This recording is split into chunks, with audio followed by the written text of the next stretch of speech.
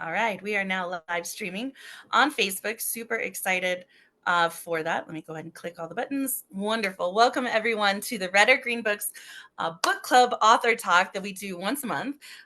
Usually, we do this on the third Sunday of the month. For whatever reason, my poet brain thought this was the third Sunday. So, but we're here and we have the wonderful Taurin V and his incredible book, The Dark Muse Chronicles, which is filled with some beautiful artwork that he has created. We'll hear from him today. And then, of course, hear a full featured set. Not necessarily things that come from the book, but you can get a feel for his work. And it's just been a joy to work with him.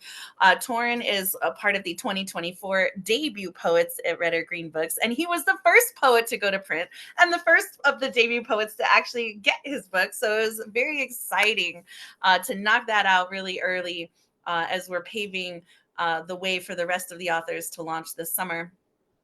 So if you would like to read more about that or read more about Taurin, his full bio and all the links to his stuff is on our website. And again, it's for those who might be watching this back or not familiar, Red or Green Books is spelled READ, redorgreenbooks.com. You can also see all of the debut poets from this year and past years. You can read the reviews on the books. You can purchase the books. You can purchase the full collection as well, which is exciting. And we also have the New Mexico Poetry Summit coming in September 13th, 14th, and 15th. We have poets from all over the world coming to Albuquerque for a 3-day event, which is going to be awesome. So if you're able to get here, I highly encourage you to do so, not just for networking and connecting, but making new friends and really learning. There's going to be workshops and a lot of opportunity to grow as an artist at this event. So tickets are on the website and on sale for that. All right, so that is about it. This is not an open mic. This is strictly an author talk feature show. We'll finish up with a Q&A after Taurin's feature today. So if you have a question you would like to ask him, you're welcome to type in the chat and we will we'll ask him that question. Of course, he can decline to answer anything he wants to. He doesn't have to answer it, right? So he does have the authority to say, no, thanks, I'm not going to answer that, and we'll honor that. But you're welcome to ask, and he is welcome to not answer. But let's go. All right, so Taurin, tell us a little bit about yourself, how you came to create this book, what people can expect when they get this book. It's a beautiful book. It's all black and white. Like the cover is so dope, y'all. It is a full image. Like it does not do it justice to see it on the screen. You really have to get it in person. It's a soft matte color. It's just beautiful. But tell us a little bit about you, about the book, your journey through poetry and writing, all that good stuff. Yeah, so first, thanks for having me. It's really kind of a big deal to kind of get to this place, get the book out and be able to do all these things. So it's been a thing. But yeah, so I've been writing since I was a teenager. I'll probably say consciously, I'm gonna say like around 14-ish, 15, somewhere in there. And then just throughout the years, just on and off, just trying to figure this poetry thing out, and um, it's been a whole journey, for me. I didn't really start sharing poetry until like around maybe '08 time frame, somewhere in there online. But before that, it just was a lot of writing to myself, a lot of sharing stuff with selected people and not really knowing what the hell I was doing. And it just it was a learning process, I would say. And I had the idea of writing a book years and years ago, and I had a book. It was pretty much finished, and I, for whatever reason, it just didn't come to fruition. Well, not for I had an idea about the arts and and the poetry, and I just could not fulfill my vision, right? And I'm glad that didn't come to fruition, because I'm a much better poet now. I've learned so much since then, so I'm glad that this was the first one. So, so yeah, the book kind of came together organically, through me going to writing sessions and just kind of writing these, you know, random poems. And one of the members of one of the groups I go to, she connected the dots and she was like, "Hey, I think you got something." And I kind of was like, and but once I started pulling the pieces and kind of organizing them, I was like, this might be something. So yeah, I just kind of put it together and started working on it. And then I said, yeah, I'm doing this. Um and that left me with the artwork piece, which I knew was going to be a huge challenge for what I wanted to do. And I heard about the AI art from one of the writers in one of the writing groups I was in. And I kind of blew it off for a long time. I was like, oh man, this AI is weird and all this stuff like that. And then when it came to the book, I just looked into it and did all the research and started playing around with it. And I was like, okay, I can do this. And that's how that kind of came to pass. So I'm super proud of the artwork. It was so much trial and error and so much hard work of getting the images. And you know people think AI is just like, it's not like the Jetsons where you just talk to it and just does whatever you want. You have to really kind of sort of know what you're doing and have a lot of patience. Maybe it'll get to that level at some point where you could just say, hey, do this thing, and it'll just do exactly what you want. But right now, definitely not like that. So it was a lot of work. So, but I'm proud of how it came out. It has some great images in it. I'm like super jazzed about that. And the cover. The cover was like that was just the cover was like the chef's kiss to the whole situation. Um, it took me quite a few tries, and when I got that image, I was like, "This is the one," and and I was like so excited because I was like, "Yes, that's what I was thinking." So super proud of it, super happy about everything, how it came out. It was a very hard process for me, all the editing and all the second guessing of every single word. But I just got to that point where I just had to let it go and just move forward. And it came out. It came out just as good as I hoped, pretty much. It really is. It really is a gorgeous like book. And I love how you say the cover is like the it's the chef's kiss, right? Because see, nobody else knows the journey except you and me. Like, Right, you know what right, I mean? right. And so it's so true, right? And he even has these awesome bookmarks that have the cover, right? So, doing these things and watching these books come to life and getting to know the person behind the poetry is so moving. Like I think it was almost like kismet when we met online for the first time when we had our first meeting. I was like, okay, I want to do this. Let's go. You're not like any poet I've ever met. The work ethic was awesome, and the communication was always wonderful, which I appreciate. And so I knew that doing this book was going to be super fun and not stressful. So Right, it was, right. well, at least not for me. It wasn't my, you could have stressed out a little bit trying to figure out which poems to put in and stuff. But as far as the production of the book, it was a pretty smooth ride. The cover, and I remember when you first started talking about wanting to put artwork in here, and then he had a few pictures. Like y'all, you should just get his book for the artwork alone. And then on the second draft, the third draft, the final draft, right, there was a little more and a little more, and the artwork was getting better and better. And I could see your skill set developing as a graphic designer, like in your digital artwork, even from the first draft to the final. It was just so beautiful, right? And we talked about the real estate within a book, right? And making sure we're filling in spaces if you were wanting to make it an art book, filling in, like blank pages, putting something there. And you just kept coming up, and I was like, how's he going to top this? This is like the best picture in the book. And then you come out with another one and another one. And the images are so different and they're so unique and they're not like anything I've ever seen.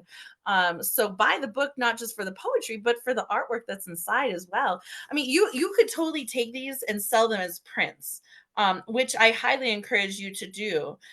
Take these images, and just sell prints of them, because that's a way, to monetize over and over work you did once that you can get paid on, again and again. Because I would totally buy prints, some of the prints that are in here, and put, like, a four, like 2 and 2, like do a 4 cell block of framed images. Would be so dope. They're super classy, and they're really, really beautiful. So, all right, I'm gonna stop gushing over your book, because I want anyone to feel like I'm not gushing over their book, but it's a wonderful book. So tell us a little bit about Taurin, where you're from, um, what you got going on now. Later today at 6 p.m. Eastern, we have the Debut Poets Readathon, which, Taurin and his the other debut poets will be back online, not in the same Zoom room, but in a different Zoom, but it'll be online, and they'll all have features, and we're going to display and unveil the cover art. So now you get to see everyone else's covers, Taurin, which is very cool. And you get to hear from the cover artists as well. But what do you have, like, so tell us a little bit about you, where people can find you or follow you, where they can buy your book, and then tell us, what's next. What do you have going on in your life next? So yeah, so anybody that wants to get a hold of me, I am on IG at Taurin.v. I am a member of the Poetry Club. We do all kinds of events online, open mics. I'm actually doing a poetry writing workshop today, so I'm gonna come by the readathon, and then I'm gonna jump off and go do that. Um, you can buy my book. You can go to my website. It's just taurinv.com. The book is on there. I have merch. I got like this t-shirts. I got t-shirts. I got different images of the book I put on t-shirts. Funny you said about the prints. I have actual prints on there. I think it's 4 different images that I've put it into prints. And I can do more, like if somebody sees one that they really like, man, I really dig this image, I can just go in there, I use Printify and just, make it on Printify, and I can get you what you want, just like I said, go to the website, taurinv.com. Like I said, I have my merch on there. I have some audio clips of me reading some pieces out of the book on there on the media page. I've been trying to update, as I do more open mics and different events, I try to drop them on there. Most of the time it's after the fact, but they're on there for historical record and stuff like that. But yeah, like I said, I've been really having a good time. Just I've read pieces from the book. I couldn't even tell you how many times now. Probably, like, I did an open mic last night. I read a piece from the book. I did one 2 weeks ago. So I've been out here doing open mics, in the local area when I can. I will be in New York City on the 29th. We have open mic / poetry slam that I will be attending. And stuff like that. Like I said, the Poetry Club, we're we're moving like light speed ahead, and all these different events and things and stuff like that. And I'm proud to be a part of that. It's helped me a lot. So hopefully in the future I can get out and touch some more people, different platforms and stuff like that. I'm slowly, starting to, get out there, and but it's a lot though. It's definitely a lot when you got to book out and you got to continue to market it and meet people, and you know and sell it. But I'm of the mind that the longer it's out, I think the easier it's going to be. The more you talk to people, and the more you sell books, and the more you read pieces, they'll kind of trickle in. And I'll just go by the mantra. I do woodworking also, and I talked to an older woodworker at an event one time, and he was like, our stuff is not going to spoil, right? It's not going to go bad. So I'll have these books until I sell them, and they're not going to go bad, and it'll be fine. And everybody that gets one, it'll be that magic will be just in that moment that they get it, whether it's next week or it's 10 years from now. When they open that book, it's still gonna be the same magic, you know. So um that's the way I've been looking at it. You know, that's the perspective I've put on it. So everybody that buys one, I'm grateful. I've heard back from different people and got feedback. So I'm totally good with it, and it's just another journey, another life journey to go on. So Yeah, definitely. And the grind is real, and I do like that concept of it's not going to go bad. It's very, very true, and it is a timeless book where you could open it in 10 years and it would still be incredibly valid, and it's loving and wonderful, um, and interesting and unique. And like I don't tire of the images, so I'm sure anyone who were to get the book would enjoy those images for a very long time. There was something you said I was going to comment on, but I can't remember right now. But anyways, so I'm going to go ahead and read the review of your book that Ed Potastic did. He says, there are many titles to describe Taurin B, but saying he's a poet is an understatement. This artist has written the most inspiring and creatively detailed poems with an artistic description I have never experienced until now. He studied women in the most tender love and care in a way other artists don't, which is a reflection of creative genius. This isn't just art for the eyes or the ears, but admiration for women as well. A well written letter of poems to capture the essence and soul of a woman. I love the drawings in his pieces, which describe every texture, power, soul, beauty, and a testament of being a woman. He captures a woman in the most creative, loving, and thoughtful way possible. His words never stray away from capturing women's devotion and appreciation for women in every shape and form. If you want to see, read, and experience a love letter, look no further than this book. You won't be disappointed in the least. I highly recommend it. So now, if Rita wants to unmute her mic, she's welcome as we cheer you on for the one and only Taurin B and his incredible book, The Dark Muse Chronicles.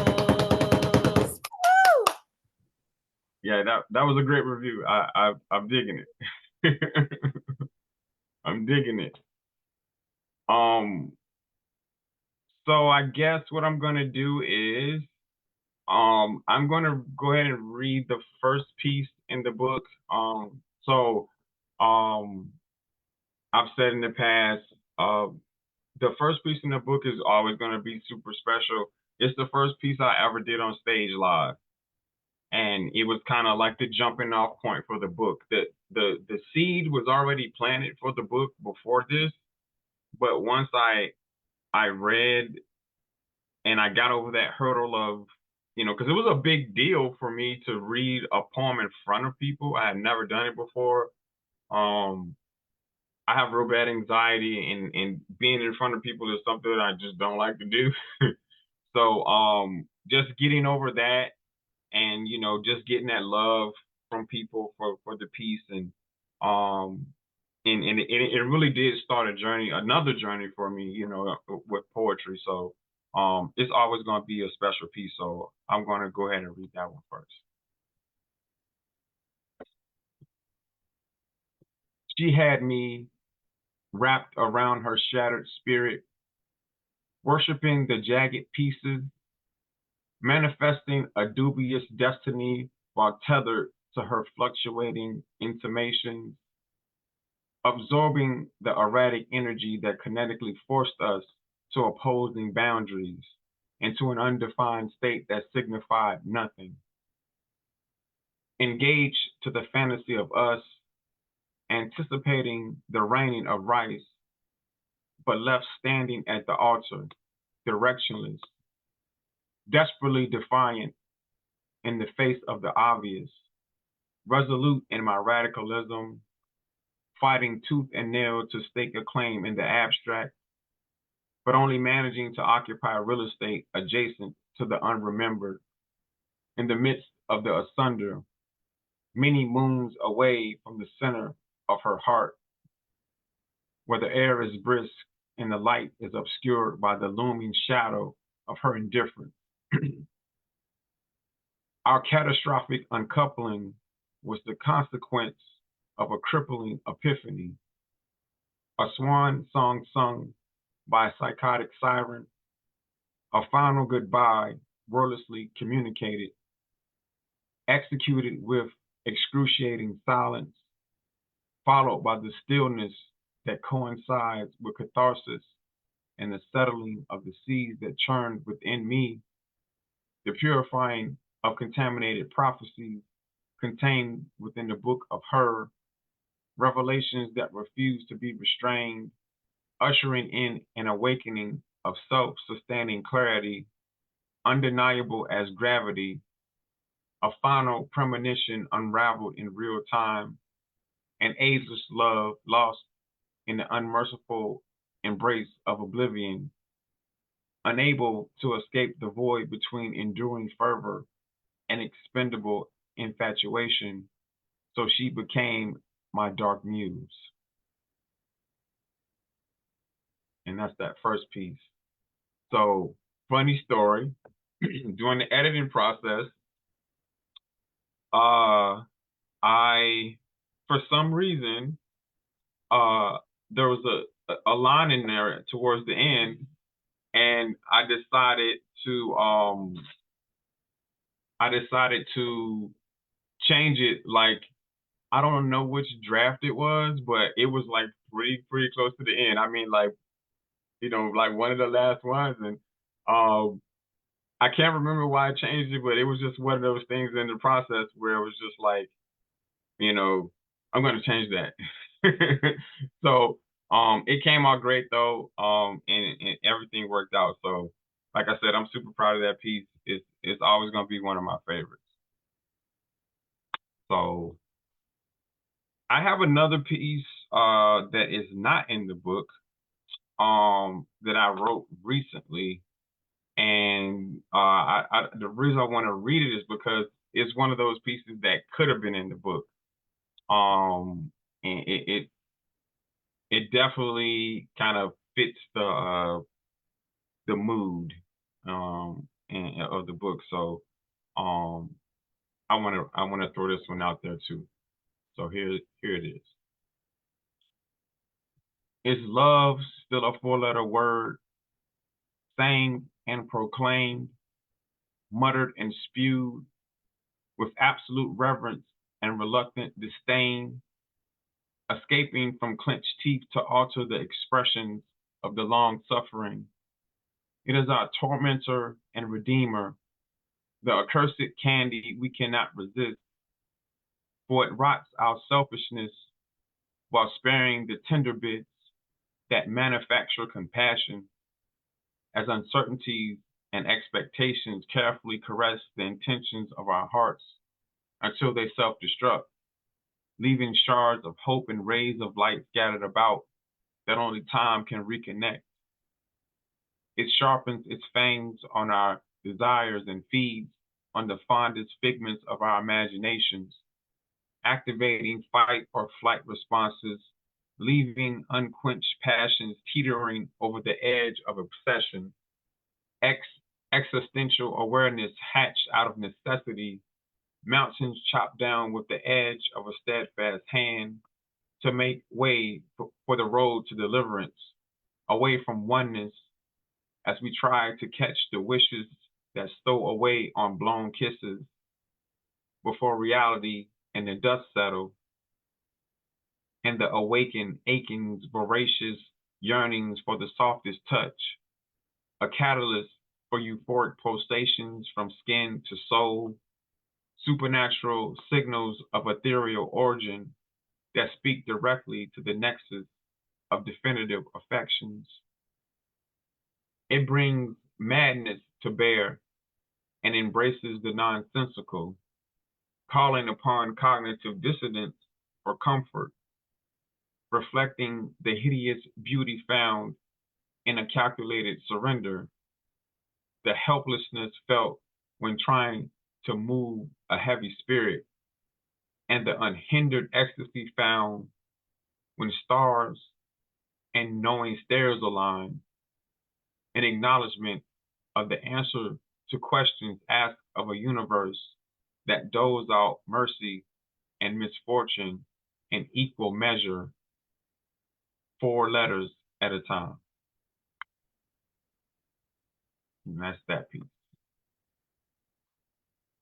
So like I said, that was a pretty recent one. And I kind of ran with it. I've actually performed that one a few times as well. So that's kind of like, going to be one of my, on and off pieces that I'll do when I go out. So let's jump back to the book.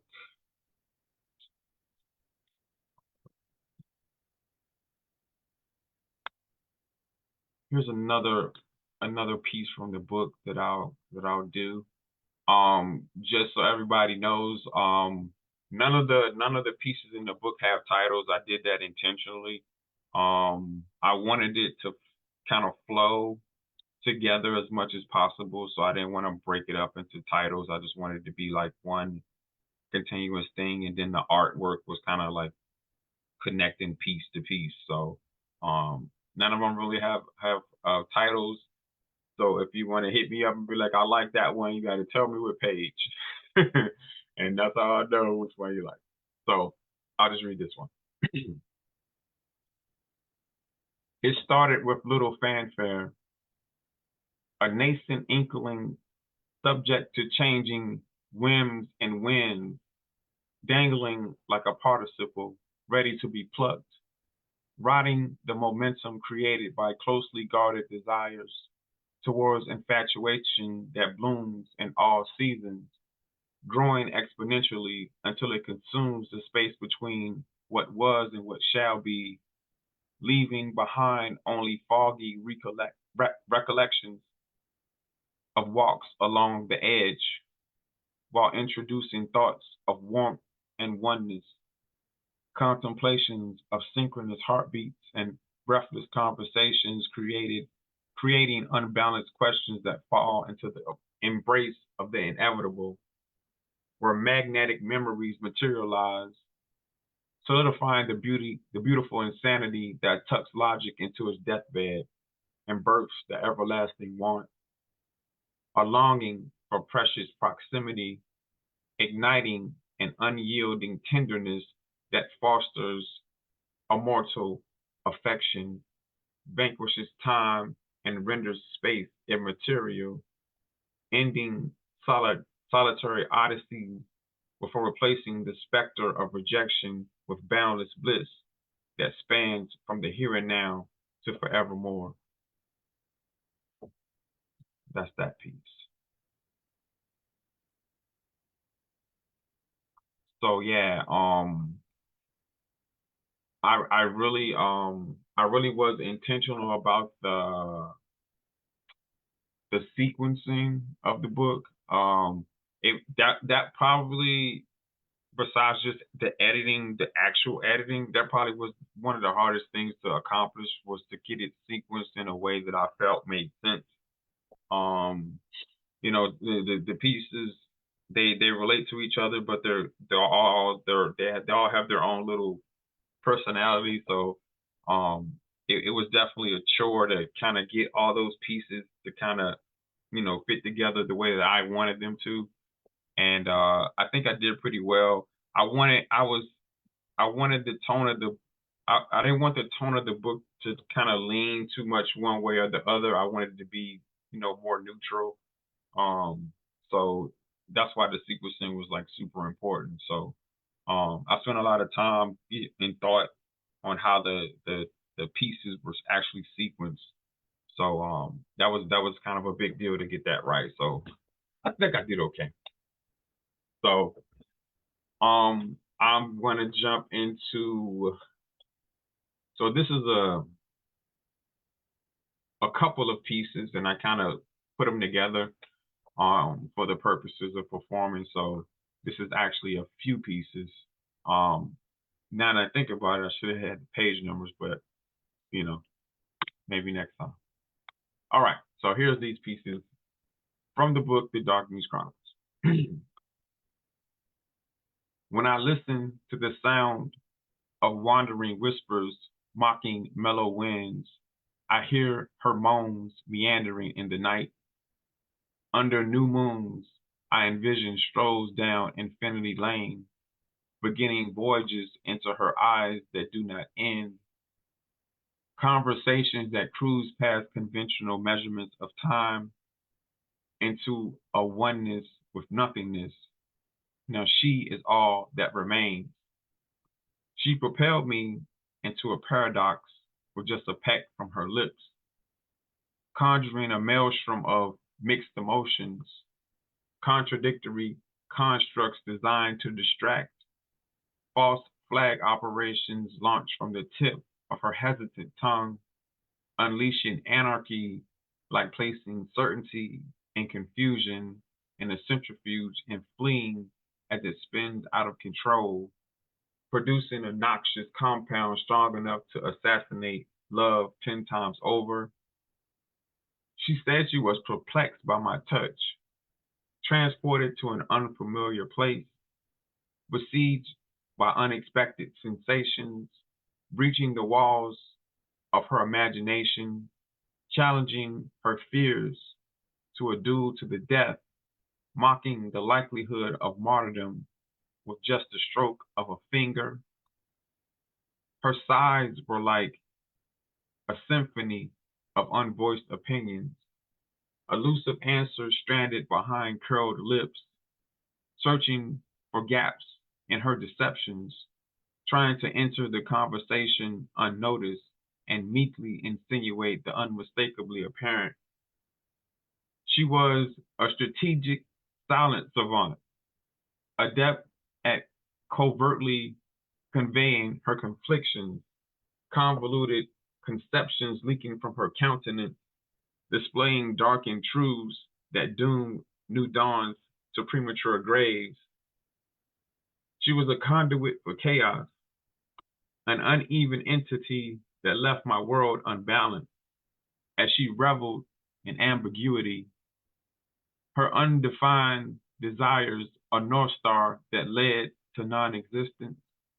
She was everything and nothing, an incomplete sentence acknowledged but unsaid, the riddle that ran away.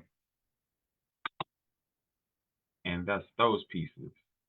So like I said, that was a few pieces kind of put together. I'm gonna give Rita a shout out since she is right here on this Zoom. She actually helped me with one of these lines in one of these poems. She probably don't remember, but I remember hitting her up, and I was like, I'm struggling. It just doesn't make sense, and she made it make sense. So thank you, Rita. Thank you for helping me with that. That was awesome of you. So, like I said, that's one of them things about, poets knowing poets and, we being here for each other and, doing the community thing. That's not something that I do often, like just to let you know, like I don't reach out to people and be like, hey, what do you think about this line? So, that was kind of like a big deal. But I trust Rita, like, she know I love her to death. Um, So I'm going to jump into one more that is not in the book, and then I'll come back and I will close it out with something that is in the book. Let's see. I'm going to read this one. This one does have a title. I wrote this one specifically for a feature that I did a few months ago. And this one is kind of like, I kind of just thought about how to kind of introduce myself to people that haven't ever heard me, um, my work before. So I just said I'll just kind of write a piece that uh, kind of personifies, my work and all um, in one deal. So that's kind of what this one is about. It's called a reintroduction of the unfamiliar.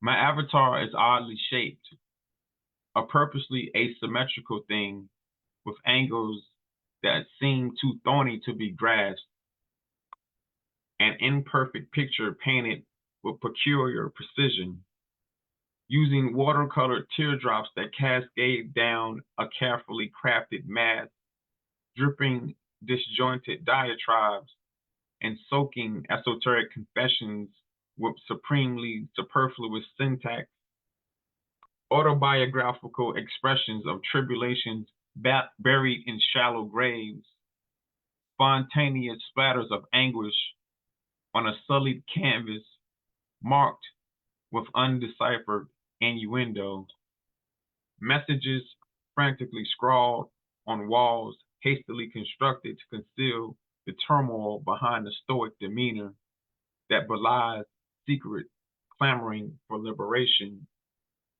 bear witness to my emotions uncloaked, full frontal honesty on display, intimate language that can't be unheard, explicit snapshots of my soul intentionally leaked, fragments of my story scattered skillfully throughout uncoupled lines, intentionally dropped, left to be followed like breadcrumbs, meticulously manufactured morsels of my life best consumed with an empty mind, slices of time that slide off my tongue with the express purpose of watering down willful ignorance of my mischances, removing the sheep from the wretched tales I keep within arm's reach, tempting ghosts and antagonizing my demons, unconcerned with the true stories on their undead lips.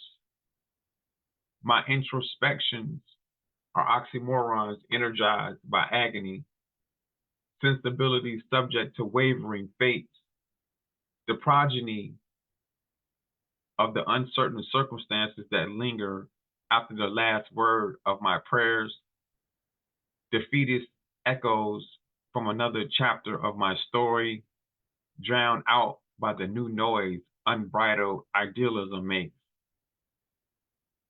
As humble beginnings emerge, cognizant of their wings for the first time, prospects of transcendence surround my restored vision, revelations of my tamest dreams encompassed within this misshaping vessel.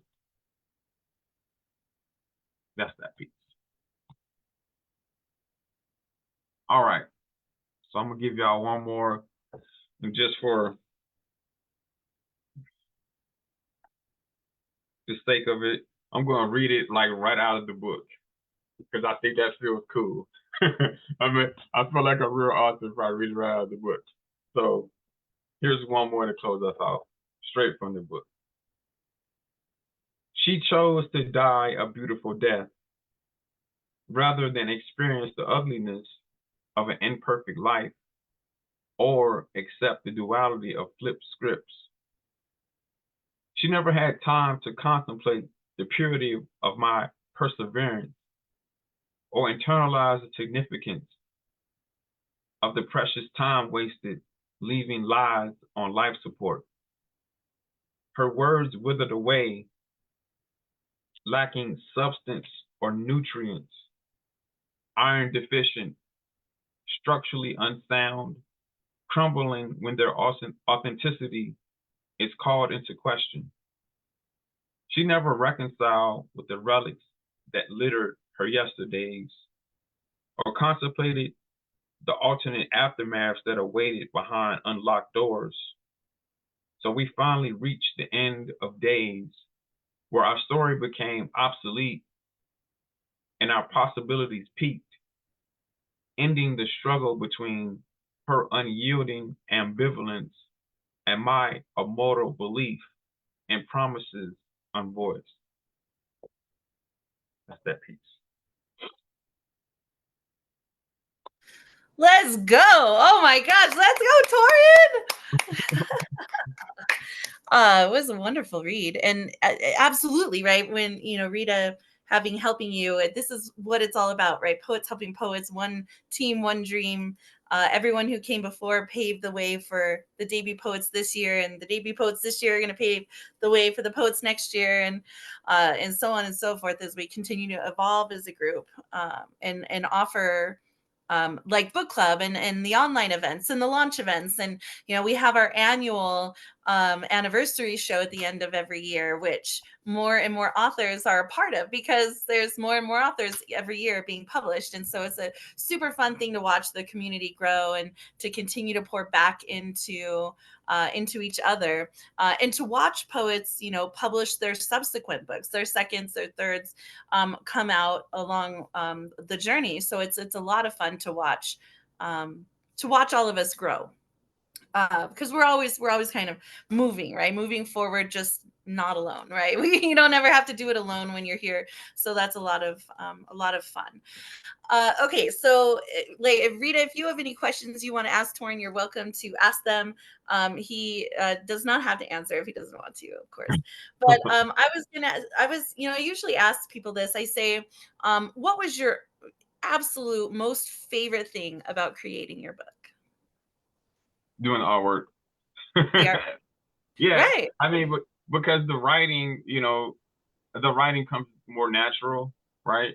I've always been a creative person, but I could never like, there was always somebody that can draw better than me, and it was so discouraging when I was growing up because I always wanted to draw like really well, paint or whatever. So it was really fun, to be able to kind of create the artwork and kind of, you know, as close as I could get it to what I really was envisioning, because that's the thing about AI artists is, it's very subjective as far as, okay, that's what I really meant, but it's, you got that gray area in there where it's like I kind of meant that, but this looks cool. So just being able to play with that and get a new skill set, that's something that I didn't know how to do before I went to do the book. So now, I can do it now. So I think, you know, that was my favorite part of the book because it makes it come alive more. If it was just a straight poetry book, I don't think it would have came alive in my opinion, without the artwork. And that was always my vision. So that was that was super cool. And the artwork, I mean, it truly is a blessing. I mean, it really is a blessing for the book. And you were talking when you were discussing a little bit about when you were doing the artwork. It took a lot of time. It took a lot of patience. Like there's a lot of troubleshooting. There's a lot of just experimenting, right? Especially when you're starting out with digital artwork. So you make it look easy. I think people would probably think that you just whipped out an image like this and it was easy, right? But it really is not. It takes a great deal of time and effort and energy and patience to grind hard and over a period of time to really refine those images. So the fact you make it look easy is that's part of what we do as artists, right? We just make it look easy, but the work ethic, the grind that was involved in developing this book and the artwork inside is more than most people would do. And so I think you're awesome in that regard to be working so hard on that. And it's really tools in the tool belt for your next book, right? These are things like you've learned, now you're going to apply, moving forward, whether it's a book or whether you just create art or whatever it is that Taurin V decides he wants to do next. It's a skill set now that you have. What would, if you could give any advice to either someone who's published a book or not published a book, maybe they're into poetry, maybe they're not, if you could give any advice to someone who's considering a book, what would you tell them? I think the number one thing, in my opinion, is to make sure that you take your time and be intentional about what you're trying to put out there. Because I see this a lot in the poetry world where you know all these people got all these books, and um that influences other people to do books, and then there's just more and more books on books on books. But it's like your individual thing, don't let that influence you. Take your own journey, take your time, make sure that you're creating exactly what you want to create. And I say that, as somebody that had a book pretty much already done and I just I ripped it up and I wrote a whole nother one. So, your individual experience is is the most important thing. And just because there's a bunch of books out and it's super inspiring, that's great. But just make sure you take the time to execute your own vision and create what you want to create. Because at the end of the day, once it's out, it's out, and you can't pull it back and be like, man, I wish I had done this or I shouldn't have did that. You want to be like, hey, I nailed it. I'm good. I sleep good at night. So and I can just tell you that that's how I feel about this book. I'm not worried about it at all. You know, if anybody wants to nitpick or whatever, yeah, okay, cool, that's great. But look at this artwork though. You know what I'm saying? Yeah. Look at how this goes. Like, so I executed what I wanted to. You can always go back and say it could have been better, and that's fine. But Marissa, I can tell you 100%. I have not even went back and read this book in its entirety. I'm straight up just like, I know, Yeah. right? I know. I don't have a doubt in my mind about this book. Like, when I sent you that final draft, I was like, I'm good. So It is so true, right? I always tell people, have a CCMP, right? A clear, concise mental picture. Understand what you want. And a lot of times though too, like debut authors will come in and they don't know what their options are. They don't really know what to do or how to do things. And so whenever I deliver a first draft back to an author, like, Taurin and I sat down like every author does with me. It's a one-on-one session and we go through the book once it's formatted and talk about what are the options. Even Torin and I played a lot with font. We played a lot with placement. We played a lot with figuring out how to transition poems, how to format the artwork. There's a whole lot of technical things behind producing a book. So a lot of people don't really understand all the things that go into that. But once we had that mentor session, and it was like, all right, this is how we're going to do it. And it was wonderful to watch that book evolve.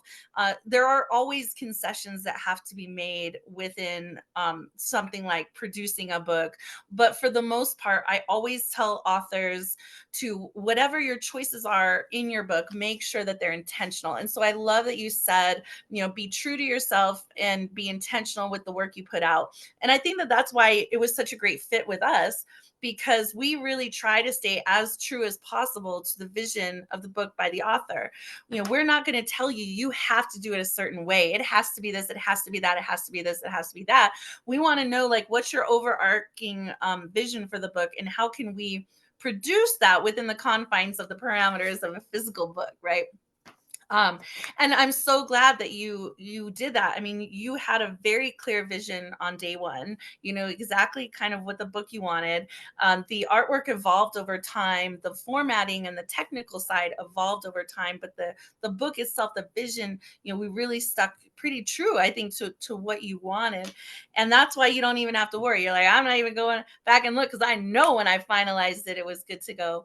And that's the most like relieving feeling, right? When you send it off and it's going to become what you wanted it to be. Would you have any advice for people? One of the things you said in the beginning was, there comes a time in the development of this book where you just have to let it go. And you hmm were really, really good. You're like an anomaly, in the sense that, you knew what you wanted, you executed what you wanted, and you let it go very easily. And I think you let it go because you knew it was what you wanted. And so maybe that answers the question. But what's your advice for those who continually pick and pick and pick and change and change and change, and they just have such a hard time like letting go of the draft? Well, I think if you get too caught up into making it, what how's the saying go? Is it man, I can't remember the name of the saying, like perfect is the enemy of good or whatever it is. But yeah, it's never gonna. You can edit and change as much as you want, right? But it's never gonna be perfect. It's never gonna be in your mind's eye like, okay, just as, so there's gonna be some things in there that you're not gonna feel like, man, I didn't nail it all the way. But what is the total body of work, right? You know, you might not know every line, every stanza, every piece, but what is the total body of work saying? I had a friend. I had a friend tell me while I was writing the book, to not don't write stuff just for the book, and uh, I'm not saying that was bad advice, but at the same time, you know, it's like a body, you know, um, and you have to have the whole body, you know, to make it work, So there's gonna be some things in there. There's gonna be some pieces that you might not be like this one, but that doesn't mean it doesn't fit. It serves a purpose, you know. Um, so I mean, unless you just want to have a 10-page book with like 10 perfect pieces in there, and that's fine. If that's what you want to do. But I mean, if you want to write a real book, you just have to say, okay, does it execute the vision? Number one, right? As long as it executes the vision and it gets you towards the total goal of finishing a completed body of work, I mean, you got to just go with it. And like I said, editing is a monster, um, regardless of what you do. I would really like to talk to, you know, like well-known poets, like that, like, and say, hey, how much editing did you do? Because I can't imagine that anybody can write a book of poetry and not go over it 100 times, you know. But Yeah. as long as you don't go over it 101 times, I think you'll be okay. Don't be excessive, right? I mean, I think it's very true. I mean, if you set yourself up for success and you're coachable along the way, meaning you listen to feedback, you apply what the things that are necessary. If you start with, a vision, and so whoever gave the advice of don't write to the book, I mean, I can understand on one side because that would give you the freedom to just write and you wouldn't feel like you're constricted into a box or a topic. But I don't really support that philosophy because I think it's important. It's almost the most important thing to know what your book is about. Whether you're writing about love, politics, where you're from, heartache, food, like whatever the topic is that you're writing to, you need to know uh, what types of poems are going to go in there, and then you need to develop those poems for the book, whether it's seasons or, I mean, religion, whatever the topics are. It's important to know that so that you can intentionally focus on writing pieces for that book or gathering past pieces that you've written on that topic. So it definitely is important to know what your book topic is, and it's not a bad thing to intentionally write poems for that. But I do understand, I think, kind of where they were leaning towards as far as like just take off the cuffs and just be able to free write whatever comes to your mind. But you really also have to have the intentionality of understanding what your end goal is. You don't, like, in my opinion, if you have 6 months to get a book out, you don't want to be writing about nature if your book is about politics, Right. unless there's metaphor in there and you're bridging the two. But your work and focus should be on whatever needs to fill that book to get it out. That would be always some really good advice, at least from the publisher's standpoint. And you're right, the editing is long and daunting. There are some poets who have come here who have done 200-page books, and I'm like, good luck editing this. It's going to take you a long time. Like, Right. stagger Right. it out, because you edit a book for so long and your eyes just kind of get blurry and you just kind of stop seeing things. But then also sending books out to peer review, having other people read your book, give you feedback on your book is a huge part of what we do. Leaving reviews for your book, giving you a general sense of how people read your book. Those are really, really important things as well. And if you go back to the other book clubs, the author talks, I ask everybody that question, what's your advice? And maybe what I'll do is I'll go pull all the videos and clip everyone's advice and just put it into a big video. Uh, because there's a lot of nuggets of knowledge in there that you get from the people who've been where Taurin is and Rita and have had books come out. So okay, well that is it for me as far as pressing questions. Would you like to finish up with anything? Maybe reiterate where people can find you, follow you, where they can buy your book. The book is $15 US, 1 5, $15 US plus shipping and handling. However, Taurin has that set up on his website, taurinb.com, and he will sign it for you. He'll sign it and send it to you. There's nothing better than opening a book and seeing that there's an inscription in the book, right? So you want to get a signed copy from him, and look through this book. In fact, buy 2 copies, one for yourself and one to give away. If you are looking for that gift for someone who has everything, this is a wonderful book for that, because it not just only has poetry and loving poetry, but it has beautiful artwork as well. This is a wonderful, holiday present, Mother's Day present, anniversary present, wedding present, any, Valentine's, New Year's. Like if you're going to propose to someone, maybe have Karen be right. Will you marry me in there? And you'll have to have probably extra. He'll charge you extra to propose to your woman for you, but that would be Right. a lovely way to propose to someone. But anyways, okay, Torin. Yeah, finish us up with all that good information, and we'll close out today. Yeah. So you can find me on Instagram at Taurin.v. That's my Instagram handle. My website is just taurinb.com. And like I said earlier, it's all kinds of stuff on there. It's my store is on there with all the merch. Get a T-shirt like this, get prints. I have totes. I have journals. I just went the full merch crazy. So it's all that on there. And like I said, I have some media stuff on there on my media page where I read a few pieces. I recorded myself and I actually put the audio clips on there. I have the full cover because that's the editing. Like we didn't talk about that part in the editing process, how we had to shrink that thing down and we had to cut a bunch of the original image out, and it hurts so bad. It hurts so bad, but we had to do it. So that's just another thing of the editing process. I just thought of that just now.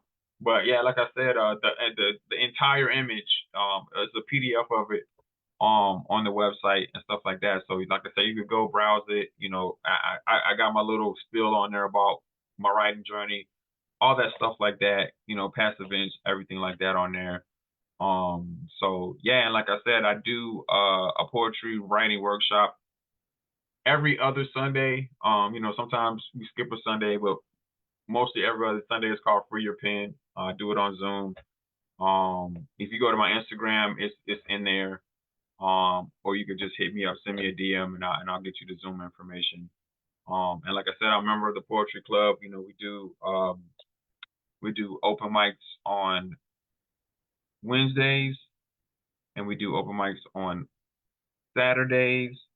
We do a bilingual open mic twice a month. So we have a lot of things going on. We're into the live in-person open mics now. This will be our third one. Coming up on the 29th. So a lot of good things happening.